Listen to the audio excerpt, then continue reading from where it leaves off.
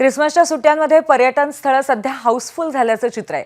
छत्रपती संभाजीनगरमध्ये बीबीचा मकबरा, दौलताबादचा किल्ला, 12 ज्योतिर्लिंगांपैकी एक असलेलं घृष्णेश्वराचं मंदिर आणि जगप्रसिद्ध वेरूळ अजिंठा लेणी पाहण्यासाठी पर्यटकांनी प्रचंड गर्दी केली आहे।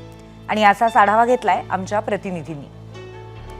छत्रपती संभाजीनगर ही पर्यटनाची राजधानी। सध्या नाताळाच्या सुट्ट्या सुरू आहेत आणि त्यामुळे ही पर्यटनाची राजधानी पर्यटकांना फुलून गेलेली आपल्याला पाहायला मिळते आहे। खरं तर घृष्णेश्वराच्या मंदिरात घृष्णेश्वर 12 ज्योतिर्लिंगापैकी एक इथं दर्शन घेतलं जातं। त्यानंतर वेरूळ, अजिंठ्याच्या लेण्या, दौलताबादचा किल्ला आणि हा बीबीचा मकबरा।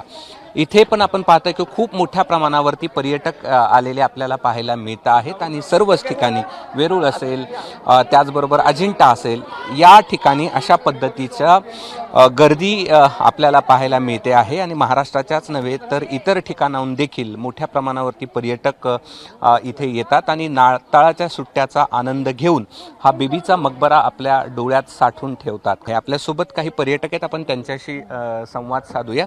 आपण कुठून आलेला आहात? आम्ही मुंबईवरून आलोय, भांडूप मुंबई। बरं, कसं एन्जॉय करतायत? छान, एकदम मस्त। काय काय पाहिलं संभाजीनगर? आम्ही संभाजीनगर एलोरा केव्स बघितलंय आणि आता हे नंतर पानचक्की वगैरे बघायला जाणार आहेत। बरं, सिद्धार्थ गार्डन वगैरे बघणार आहोत, नंतर अजिंठा बघणार आहोत। वेरूळ ऑलरेडी बघून झालेला आहे आणि पर्यटनासाठी अतिशय सुंदर असा हा परिसर आहे आणि त्यामुळे नाताळची सुट्टी आम्ही इथे एन्जॉय करतोय। मकबरा पाहिल्यावर काय आठवतं? ताजमहल आठवतो, मिनी ताजमहल। जे ताजमहल बघू नाही शकत ते इथे येऊन बघून जायचं। नाही, प्रेमाचं प्रतीक आठवते, प्रेमाचं प्रतीक। आईचं प्रेम काय असते ते इथे दिसायला मिळते। आपण पाहतोय आईच्या प्रेमासाठी उभारलेला हा बीबीचा मकबरा।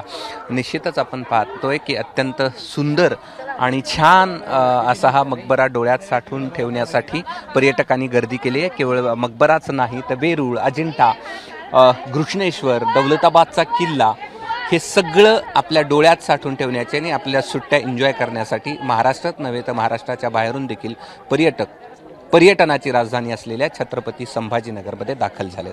कॅमेरामन धनंजय दारुंटेसह मी कृष्णा केंडे, एबीपी माझा, छत्रपती संभाजीनगर। एबीपी माझा, उघडा डोळे बघा नीट।